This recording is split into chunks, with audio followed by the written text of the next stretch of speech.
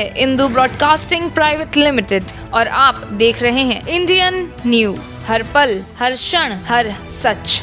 विधानसभा में प्रश्नकाल के दौरान वरिष्ठ भाजपा विधायक राजेश मूणत ने कहा कि वैशाली नगर विधानसभा क्षेत्र में 21,000 नौजवान महादेव ऐप के जाल में फंस चुके हैं। यह कारोबार दुबई से चल रहा है। जिनकी सुरक्षा की जिम्मेदारी है वो लोग तो महादेव ऐप से जुड़े लोगों को संरक्षण देते रहे हैं। करोड़ों का ट्रांजैक्शन होते रहा और दोषी लोग बचे रहे। रविकांत नाम के युवक का चौंकाने वाला बयान सामने आया है। पुलिस विभाग में कार्यरत रहे चंद्रभूषण वर्मा का बयान भी ईडी ने लिया है। आखिर किन अफसरों को बचाने का काम किया जा रहा है? छत्तीसगढ़ में 2020 से लगातार महादेव ऐप के नाम पर अरबों खरबों रुपए का भ्रष्टाचार, अरबों खरबों रुपए का सट्टों का व्यापार, ऐसे कई बेरोजगार नौजवान, कई किसान जिनके बैंकों के अंदर खाते खुलवा दिए और उसके अंदर आदान प्रदान हुआ करोड़ों अरबों रुपए का। ये सट्टे का फलता फूलता व्यापार छत्तीसगढ़ में,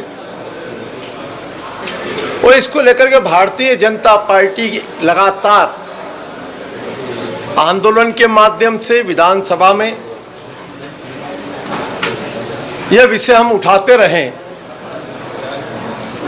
सुर्खियों में भी समाचार पत्रों की बनी रही। और जब महादेव ऐप को लेकर के जब मैंने ईडी को शिकायत की,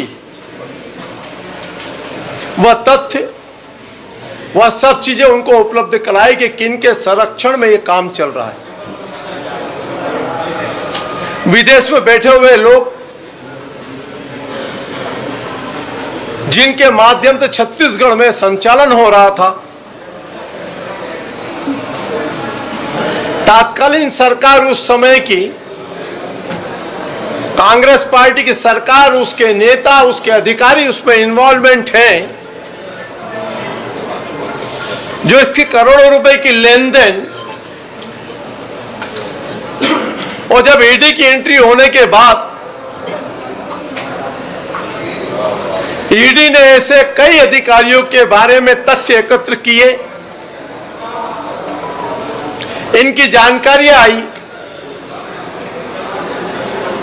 इनका संचालन करने वाले वहां से लेकर के दुबई में बैठे हुए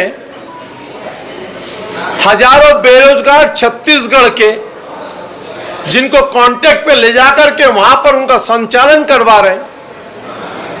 ये जानकारी होने के बाद भी सरकार ने स्वयं ने कभी संज्ञान में नहीं लिया।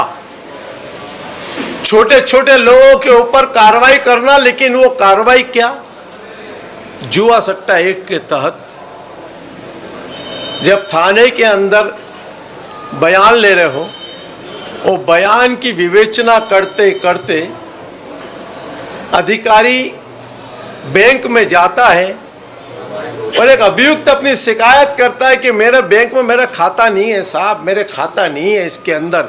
उसके बाद में भी उसके खाते में करोड़ों की लेन देन हो जाती है और वो जा कर के बोलता है कि मेरा खाता बंद कर दो, तो बैंक वाले उसको चमकाते हैं, धमकाते हैं पुलिस वालों के सामने। उसके बाद में भी सरकार कोई कार्रवाई नहीं कर रही थी। यह सत्य है और यह पुलिस की विवेचना में थाने के अंदर एफआईआर के बाद में लिखा हुआ बयान है। मैंने मंत्री जी से आग्रह किया है, मैं कहा मैं दस्तावेज उपलब्ध करा दूंगा। गृह मंत्री ने विभाग की तरफ से कहा है कि हमें सूचना नहीं मिली, मैंने सूचना की तारीख बता दी, मैंने विवेचना में सब चीज़ बता दी, किस किस ने क्या क्या किया यहाँ तक बता दे रहा हूँ। और ये सरकार से पूरी उम्मीद है कि ऐसे भ्रष्टतम अधिकारी जो छत्तीसगढ़ को बदनाम करने के लिए छत्तीसगढ़ की राजनीति को दूषित करने का काम कर रहे हैं, उनके खिलाफ मैं सरकार जरूर करूँ। न्यू वीडियोस की अपडेट पाने के लिए सब्सक्राइब करें इंडियन न्यूज को और बेल आइकन को दबाएं।